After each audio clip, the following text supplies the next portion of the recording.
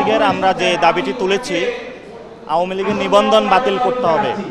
বিচারিক প্রক্রিয়ার মাধ্যমে আওয়ামী লীগকে একটি নিষিদ্ধ দল, ব্যক্তি এবং আওয়ামী লীগের যারা সহযোগী ছিল তাদেরকে সেই নিষিদ্ধের জায়গায় নিয়ে আসতে হবে। ইতিমধ্যে আপনারা দেখেছেন বিশ্ব যে সংস্থাগুলো রয়েছে ইউএন রিপোর্টে, সেখানে তারা যে এখানে মাস কিলিং চালিয়েছে সেটা ইতিমধ্যেই প্রুভেন এবং জনগণের সামনে উন্মাচিত। আমাদের রাজপথ এখনও রক্তাক্ত, বিভিন্ন জায়গায় আমরা দেখছি আহত শহীদরা এখনও কাতরাচ্ছে। পুরো বাংলাদেশের আজকে আমরা আন্দোলন শুরু করেছি, গত 6 মাস আমরা আন্দোলন করেছি। আমাদের এই যাত্রায় আওয়ামী লীগ নিষিদ্ধ, আওয়ামী লীগের নিবন্ধন বাতিল, এই দুইটি কার্যক্রম সম্পূর্ণ ছাড়া আমরা ঘরে ফিরে যাব না। এবং এটা নিয়ে আমরা আজকে মাঠে সোচ্চার আছি, ভবিষ্যতে ইনশাল্লাহ মাঠে সোচ্চার থাকবো। এই বিজয় নিয়ে ইনশাল্লাহ আমরা ঘরে ফিরব।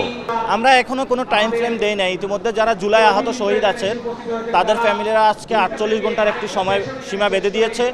আমরা আশা করি সরকার থেকে 48 ঘন্টার ভিতরে জুলাই আহত শহীদরা যে টাইম ফ্রেমটা দিয়েছেন সেটার সাথে আমরা ঐক্যমত পোষণ করছি এবং ভবিষ্যতে বাংলাদেশের আওয়ামী লীগ এবং তাদের যারা দোষর রয়েছে তাদের বিচার এবং নিষিদ্ধকরণ প্রশ্নে আমরা যে মাঠে নেমেছি, এই মাঠে আমরা বিজয়টা নিয়ে ফিরব। তবে আমরা অতি দ্রুতই এই বিষয়ে সকল মহলের সাথে বসবো, কিন্তু আমরা নির্দিষ্ট কোনো টাইম ফ্রেম এখনও দেই নাই।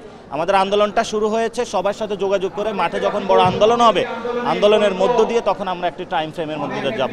প্রধান উপদেষ্টা যে বক্তব্যটা দিয়েছেন সেটার সাথে আমরা সম্পূর্ণভাবে দ্বিমত পোষণ করি এবং বাংলাদেশে প্রধান উপদেষ্টা হোক যে কোনো রাজনৈতিক দল আওয়ামী লীগকে নিষিদ্ধকরণ এবং তাদের নিবন্ধন মার্কা আদর্শ এগুলা বন্ধকরণ প্রক্রিয়ায় বাধা দিবে, তাদের সাথে আমাদের যুদ্ধটা এবং লড়াইটা হবে। সেই ক্ষেত্রে আমরা আমাদের যুদ্ধ থেকে একটু কোনো পিছপা হব না, আমাদের সেই লড়াইটা আমরা চালিয়ে যাব।